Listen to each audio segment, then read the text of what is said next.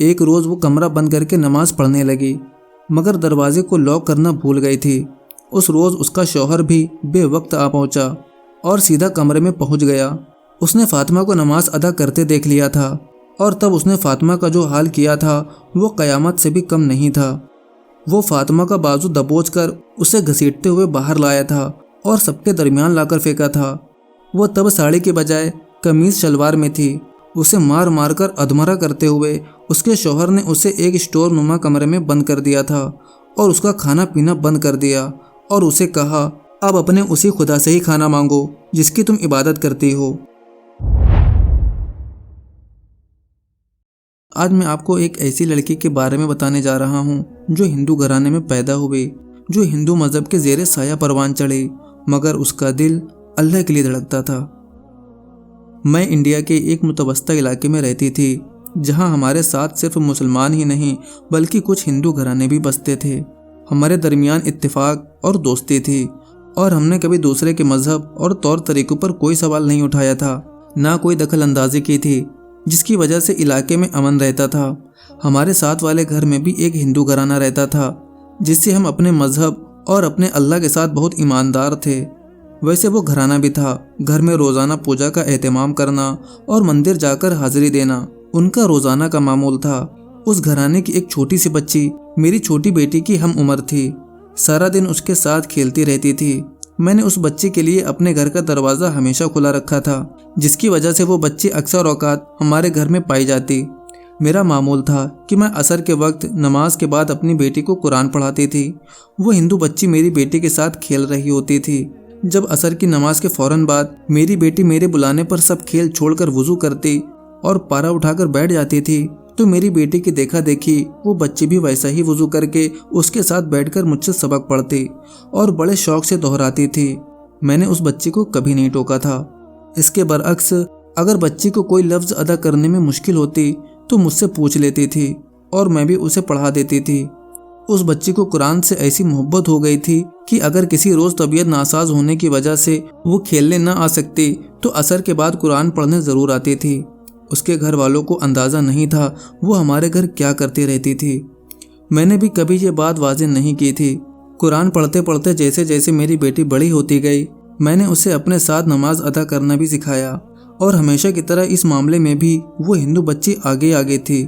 اس نے میری بیٹی سے بھی زیادہ تیزی سے نماز سیکھی تھی، اور ہمارے گھر آ کر وہ کبھی کبھی نماز بھی ادا کرنے لگی تھی۔ جب وہ 15 سال کی ہوئی تو میں نے محسوس کیا کہ وہ بہت چپ چپ سے رہنے لگی ہے اور اکثر مجھے اور میری بیٹی کو سنجیدہ نظروں سے دیکھتی رہتی تھی۔ پھر اچانک اس نے ہمارے گھر آنا چھوڑ دیا۔ مجھے اور میری بیٹی کو یہ بات محسوس ہوئی تو ہم نے اس سے بات کرنے کی کوشش کی، مگر وہ بالکل انجان برتاؤ کرنے لگی۔ میں نے اپنی بیٹی کو سمجھایا کہ تم اپنی دوست کو بھول جاؤ، کیونکہ وہ بڑی ہو گئی ہے، سمجھدار ہو گئی ہے، تو یقیناً ہمارے دین مذہب کی دیوار نے اسے ہم سے دور رہنے پر مجبور کر دیا ہے، یا پھر اس کے گھر والوں نے اب اسے ہمارے ساتھ ملنے سے روکا ہوگا۔ میری بیٹی اس بات پر بہت اداس ہوئی تھی، مگر ظاہر ہے ہم کچھ نہیں کر سکتے تھے۔ لیکن میں اس روز بری طرح ٹھٹک گئی تھی جب اس ہندو لڑکی کی ماں ہمارے گھر آئیں اور باتوں باتوں میں مجھ سے پوچھنے لگی کہ آخر ہمارے گھر ایسا کیا تھا کہ اس کی بیٹی ہمارے گھر اب آنا نہیں چاہتی تھی، اور گھر میں بھی تمام وقت تو گمسم اور پریشان رہتی تھی۔ میں یہ سن کر چونک گئی تھی۔ مجھ پر تب واضح ہوا کہ اس بچی کو اس کے گھر والے نے بھی نہیں روکا تھا، پھر وہ کیوں آنا چھوڑ گئی۔ میں نے اپنی بیٹی کو بلا کر پوچھا کہ شاید ان کے درمیان کوئی لڑائی جھگڑا ہوا ہو، مگر میری بیٹی نے بھی لا علمی کا اظہار کیا اور بولی کہ وہ خود بھی اپنی دوست کے آنے کا انتظار کرتی ہے۔ اب یہ بات مجھے حیران کر رہی تھی، اور کچھ ایسا ہی حال اس لڑکی کی ماں کا تھا۔ وہ اپنے شک کے لیے مجھ سے معذرت کرتی، پریشانی کا اظہار کرنے لگی کہ میری بیٹی کمرے میں بند پڑی رہتی ہے اور کسی سے بھی بات نہیں کرتی۔ وہ بولی کہ مجھے پہلے تو لگا کہ اسے نظر لگی ہوگی، مگر پنڈت سے اس کی نظر کا علاج بھی کروا لیا، لیکن کوئی فائدہ نہیں ہوا۔ وہ پریشانی سے مجھ سے کہنے لگی کہ اگر میں کوئی حل جانتی ہوں تو اسے ضرور بتاؤں، جبکہ میں خود بھی اس بچی کے اس حالات سے گھبرانے لگی تھی۔ مجھے ڈر تھا کہیں اس کے ساتھ کوئی حادثہ نہ ہو گیا ہو۔ وہ اکثر ہمارے گھر سے اکیلی شام یا رات کو واپس گھر جاتی تھی۔ بے شک ان کا گھر ہمارے گھر کے بالکل ساتھ میں لگا تھا، لیکن پھر بھی حادثہ وقت کا موقع نہیں دیکھتے وہ عورت بات کر کے چلی گئی، مگر میں اس بچی کے بارے میں سوچتی رہی۔ اب اس بات کو کچھ دن گزرے تھے کہ ایک روز اچانک وہ لڑکی میرے گھر آ گئی۔ میں اسے دیکھ کر ساکت رہ گئی۔ اس کی رنگت بالکل زرد ہو رہی تھی اور آنکھوں میں گرد سیاہ حلقے نمایاں ہو رہے تھے۔ میں نے گھبرا کر اسے اپنے پاس بٹھایا اور اس سے خیریت دریافت کرنے لگی۔ میری بیٹی بھی اسے دیکھ کر پریشان ہو گئی تھی۔ میرے پوچھنے پر وہ چہرہ ہاتھوں میں چھپاتی بری طرح رونے لگی اور روتے روتے اس نے اپنے حالات کی جو وجہ بتائی وہ مجھے اور میری بیٹی کو حیران کر گئی تھی۔ وہ بولی کہ اب اس کا اپنے گھر میں دم گھٹتا ہے، نماز پڑھے بنا اسے چین نہیں ملتا، گھر میں پوجا کے لیے بولے جانے والے الفاظ اسے بے چین کرتے ہیں اور قرآن پڑھ کر اسے سکون ملتا ہے۔ وہ اپنی حالت سے گھبرا کر ہم سے رابطہ ختم کر گئی کہ شاید افاقہ ہو، مگر ایسا کر کے مزید بے جان ہو رہی تھی۔ وہ اچانک میرے آگے ہاتھ جوڑ کر بولی کہ مجھے مسلمان بنا دیں، مجھے سکون چاہیے اور مجھے آپ کے اللہ کی بندی بننا ہے۔ وہ جانتی تھی کہ اس کے گھر والے اس بات کی کبھی بھی اجازت نہیں دیں گے، مگر وہ ہر حال میں مسلمان ہونا چاہتی تھی۔ میری بیٹی اس کی بات سن کر خوش ہو گئی۔ میں نے نرمی سے اسے سمجھایا کہ اللہ سب کا ہے اور یقیناً اللہ نے اپنے لیے چن لیا ہے۔ تبھی اس کے دل میں اپنے کلام سے سکون ڈالا اور اسے اپنی طرف راغب کیا۔ میں نے اسے کلمہ پڑھایا، جسے پڑھنے میں اسے بالکل بھی دقت نہیں ہوئی تھی، کیونکہ وہ ہمیشہ ہمارے ساتھ قرآن پڑھتی رہتی تھی۔ یوں اس نے اپنے گھر والوں سے چھپ کر دل سے اور اپنی مرضی سے اسلام قبول کر لیا۔ میں نے اور میری بیٹی نے اسے گلے لگا کر محبت سے اسے مبارکباد دی تو وہ جھلملاتی آنکھوں کے ساتھ مسکرانے لگی۔ اس کے زرد کمزور چہرے پر کلمہ پڑھ کر ایک الگ سا سکون پھیل گیا تھا، جیسے کسی پیاسے کو ایک دم پانی کا چشمہ سونپ دیا جائے۔ میں نے اس سے پوچھا کہ وہ گھر والوں کا کیسے سامنا کرے گی اور ان کو سب کیسے بتائے گی۔ مجھے اس کی فکر تھی، کیونکہ وہ بہت کم عمر لڑکی تھی اور ظاہر ہے کہ اس کے اس فیصلے کو اس کا گھر کبھی قبول نہیں کرنے والا تھا۔ تو میرے پوچھنے پر وہ بھی سنجیدہ ہو گئی اور مجھ سے بولی کہ ابھی وہ کچھ نہیں ظاہر کرے گی اور انتظار کرے گی۔ وہ نہیں چاہتی تھی کہ ابھی اس کے گھر والوں کو کچھ پتہ چلے۔ وہ مناسب وقت آنے پر خود سب کو بتانا چاہتی تھی۔ ہم ماں بیٹی نے اس معاملے میں اپنی زبان بالکل بند کر لی تھی۔ وہ لڑکی اپنے گھر والوں سے چھپ چھپ کر عبادت کرتی تھی اور اللہ کا ورد کرتی رہتی تھی، جس کی وجہ سے وہ بالکل ٹھیک اور صحت مند ہو گئی تھی۔ اس کے گھر والے خوش ہو گئے تھے، مگر کوئی بھی اس کی حالت کے بگڑنے اور سدھرنے کا راز نہیں جان پایا، اور وہ لڑکی بھی مناسب وقت کا انتظار کرتے کرتے اتنی دیر کر چکی تھی کہ اس کی شادی کی عمر ہو گئی۔ ہمارے یہاں کم عمر میں ہی لڑکیاں بیاہ دی جاتی ہیں۔ میری بیٹی کا بھی میرے خاندان میں رشتہ ہو گیا اور ان دونوں دوستوں کی بھی شادی ہو گئی۔ میری بیٹی مسلمان گھرانے میں گئی تھی، جبکہ اس لڑکی کی شادی گھر والوں نے ایک ہندو لڑکے سے کر دی تھی۔ میں نے سنا تو پریشان ہو گئی۔ وہ نادان لڑکی اپنے مذہب کی تبدیلی چھپا کر اپنا نقصان کر بیٹھی تھی۔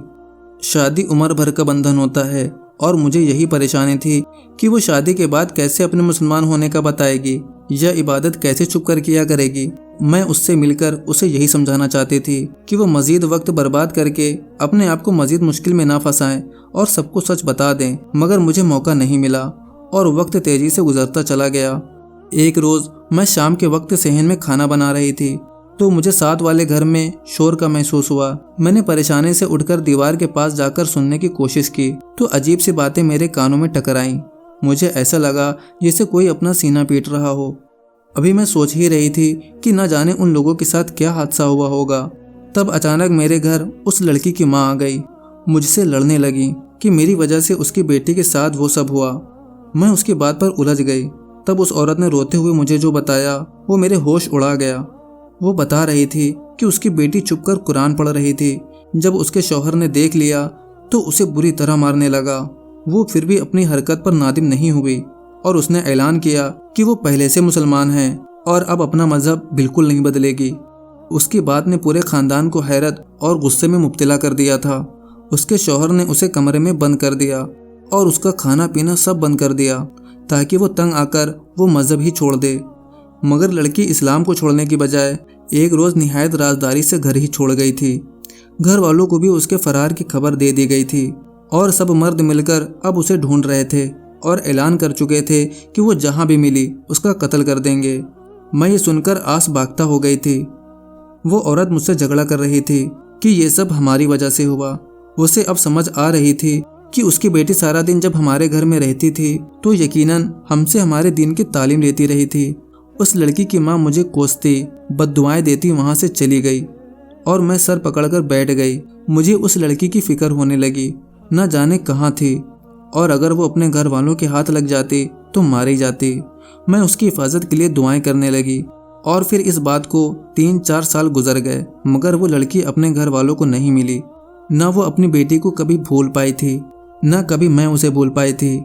उसके घर वालों के ताल्लुकात भी मुझसे ख़राब हो गए थे और बाकी हिंदू घराने भी हमें अच्छा नहीं समझते थे, क्योंकि सबका यही मानना था कि हमने एक हिंदू घराने की लड़की को घर में रखकर चुपचाप उसकी ब्रेन वॉशिंग की और उसे दुनिया में जलील करवा दिया। जबकि मुझे इन सब बातों की कोई परवाह नहीं थी। मुझे उस लड़की की फ़िक्र थी। वो मेरे लिए पहले ही बहुत अजीज़ थी, और फिर जब से उसने इस्लाम कबूल किया था वो मुझे अजीज़ तरीन हो गई थी। मुझे अब भी यही डर था कि न जाने उसका क्या अंजाम हुआ हो। वो किसी को नहीं मिली थी, तो पता नहीं जिंदा भी थी या मर गई। उसका कोई सुराग नहीं मिला था। यहाँ तक कि उसके घर वाले भी उसकी तलाश में थक चुके थे और उसके शौहर की दूसरी शादी भी हो चुकी थी। लेकिन उसकी माँ थी जो अब तक उसकी राह देखती थी, और मुझसे नफरत के बावजूद जब भी सामना होता वो मेरी मिन्नतें करती थी कि अगर मैं उसकी बेटी के बारे में कुछ जानती हूँ तो उसे बताएं, वो जिंदा है या मर गई है, और अगर जिंदा है तो कहाँ रहती है और किस हाल में है। मुझे उस माँ की बेबसी और अजियत की समझ आ रही थी, मगर मैं खुद बेबस थी। उस लड़की के बारे में कुछ नहीं जानती थी। हालांकि शुरू में उसके गायब होने के बाद कितना अरसा मैं वाकई उसका इंतज़ार करती रही थी, क्योंकि मुझे यकीन था कि वो छुपती छुपाती मेरे पास ज़रूर आएगी, लेकिन उसने ऐसा नहीं किया था। एक रोज़ मुझे अचानक मेरी बेटी की कॉल आई। सलाम दुआ के बाद वो पूरे ज़ोर से लहजे में मुझसे बोली कि मैं जल्द उसके घर जाकर चक्कर लगाऊं। वो मुझसे मिलना चाहती थी। उसके लहजे में भरपूर खुशी महसूस करके ठिठक गई थी। मुझे लगा कि शायद वो माँ बनने वाली है, क्योंकि मेरी बेटी 2 बच्चों की माँ थी। वो हर बार इस खुशखबरी पर ऐसे ही खुशी महसूस करती थी। मेरी तबीयत उन दिनों नासाज रहती थी, इसलिए मैंने बेटी से कहा कि मैं नहीं आ सकती, अलबत्ता चाहे तो मेरे पास चक्कर लगा ले। मगर वो पहली बार मेरी तबीयत के बारे में सुनकर ही जिद करती रही और बार बार मुझे अपने पास बुलाने लगी। मेरी बेटी का घर दूसरे शहर में था और मेरे लिए इतना सफ़र करना मुश्किल हो रहा था, मगर अपनी बेटी की जिद पर मुझे जाना पड़ा। और मैं जब अपनी बेटी के घर पहुंची तो एक बहुत बड़ा झटका मेरा मुंतज़िर था। मैं फटी फटी आंखों से अपनी बेटी के साथ खड़े वजूद को देखती रह गई। वो वही लड़की थी जो कितने वक्त से गायब थी, मेरी बेटी की दोस्त और इस हिंदू घराने की लड़की। मैं उसे देखकर जज्बाती हो गई, उसको सीने में लगा लिया। उससे मिलकर मुझे सुकून मिल गया था। वो जिंदा सलामत थी और पहले से कहीं ज़्यादा खूबसूरत भी लग रही थी। मैंने बगौर उसका हुलिया देखा तो चौंक गई। उसका खुला सादा लिबास और चादर नुमा दुपट्टा जो नमाज के अंदर से चेहरे के गिर्द लिपटा था, साफ जाहिर करवा गया कि वो बाकायदा मुसलमानों वाली ज़िंदगी बसर कर रही है। मेरे तजस्सुस और सवालिया नज़रों से मेरी बेटी ने हंसकर मुझे बताया कि वो चंद रोज़ पहले अपने शौहर की ज़िद पर बच्चों को उनकी दादी के हवाले करके एक जगह दरसे कुरान के लिए गई थी। एक बहुत मशहूर और नेक आलिम हर माह कुरान की तफसीर और हदीस की तालीम देते थे। मेरा दामाद चाहता था कि उसकी बेटी भी इस तालीम में जाकर हिस्सा ले। जब मेरी बेटी वहाँ गई तो वहाँ उसे उसकी दोस्त नज़र आ गई। वो दोनों एक दूसरे से मिलकर बहुत खुश हुई और मेरी बेटी से सब्र नहीं हुआ तो उसने मुझे भी फ़ोन करके बुलवा लिया ताकि मैं भी उससे मिल सकूं, क्योंकि वो जानती थी मैं भी उस लड़की की फ़िक्र में हलकान हो रही हूँ। मेरी बेटी ने मुझे बताया कि अब उसका नाम फ़ातिमा है और फ़ातिमा अपनी ज़िंदगी से मुतमईन है। मैंने फ़ातिमा की जानिब देखा तो वो सुकून से मुस्कुरा रही थी। मैंने उसे सब बता दिया कि कैसे उसके घर वाले उसे तलाश कर रहे थे और मायूस होकर बैठ गए थे। मैं मुतजस्सिस थी कि वो भाग कर कहाँ गई थी और मुकाम तक कैसे पहुँची।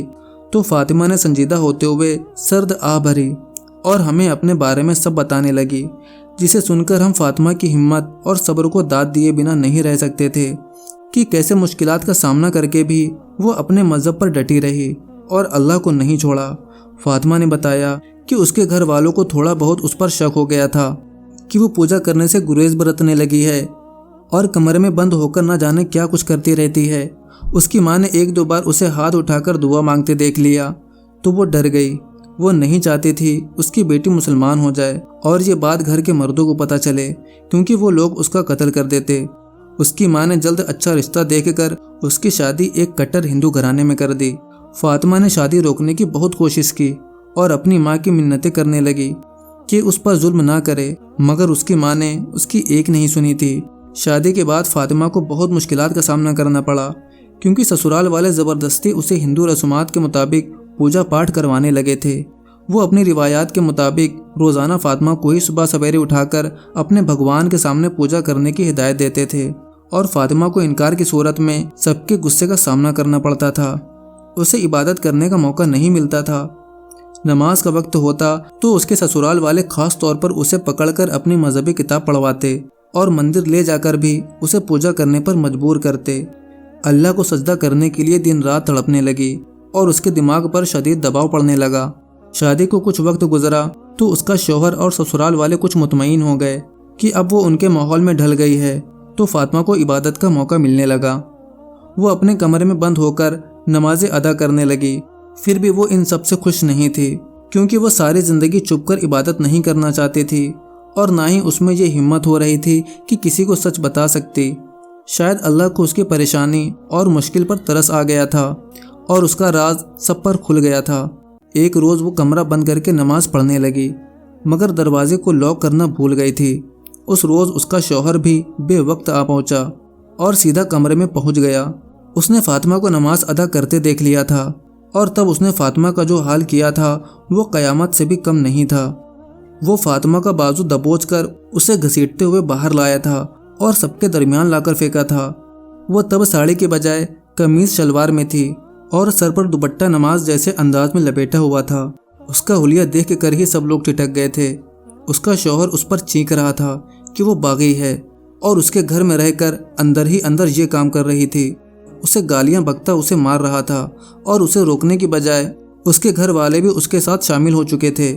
اسے گناہگار مان رہے تھے۔ اسے مار مار کر ادھمرا کرتے ہوئے اس کے شوہر نے اسے ایک اسٹور نما کمرے میں بند کر دیا تھا اور اس کا کھانا پینا بند کر دیا، اور اسے کہا اب اپنے اسی خدا سے ہی کھانا مانگو جس کی تم عبادت کرتی ہو۔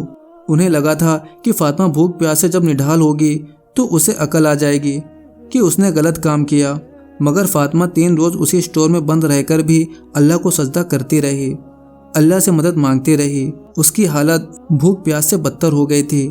تب ایک روز اس کے گھر کی ایک ملازمہ نے چوری چھپے اسٹور کا دروازہ کھولا اور اندر داخل ہو گئی۔ یہ وہ ملازمہ تھی جس کی بیمار بیٹی کے لیے فاطمہ ہر روز چھپ کر اسے پیسہ دیا کرتی تھی۔ اس نیکی کے بدلے وہ فاطمہ کی تکلیف میں اس کے پاس پہنچی۔ اس نے بتایا کہ فاطمہ پورا سسرال کسی مندر میں گیا ہے۔ موقع دیکھ کر وہ ملازمہ فاطمہ کے پاس پہنچی تھی اور اسے کھانا پیش کیا تھا، مگر فاطمہ نے اس سے مدد مانگی اور اسے کہا کہ وہ اسے گھر سے فرار ہونے دے۔ وہ ملازم بھی سب کے سامنے اس مندر میں گئی تھی، مگر وہاں سے چھپ کر فاطمہ کے پاس آ گئی تھی، اس لیے وہ مطمئن تھی کہ اس پر کوئی الزام نہیں لگ سکتا۔ فاطمہ کی فریاد پر اس نے اسے پانی دیا اور چند پیسے پکڑا کر گھر سے بھاگنے میں مدد کی۔ فاطمہ اس گھر سے بھاگ کر بہت دور چلی گئی اور بھاگتے بھاگتے اسے رات ہو گئی۔ وہ مسلمان کے ایک علاقے میں جا پہنچی تھی۔ اس نے ایک مسجد کا دروازہ کھٹکھٹایا تو اندر سے ایک مولوی نکلا۔ فاطمہ نے ان سے مدد مانگی تو وہ بولا کہ تم ہندو ہو، ناپاک ہو، اس لیے مسجد کے اندر نہیں آ سکتی۔ یہ جگہ پاک ہے جہاں عبادت کی جاتی ہے۔ یہاں قدم رکھنے کے لیے جا کر پہلے غسل کرو اور وضو کر کے آؤ۔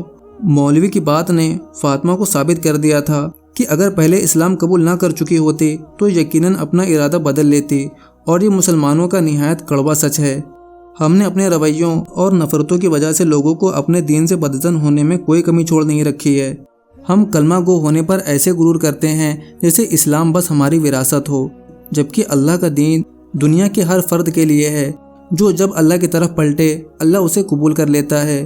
فاطمہ وہاں سے مایوس ہو کر آگے چل پڑی۔ تب اسے ایک مولوی ملا اور اس نے فاطمہ کے حالات جانے تو اسے اپنے گھر لے گیا، اسے عزت دی اور اپنے ہی گھر میں پناہ بھی دی۔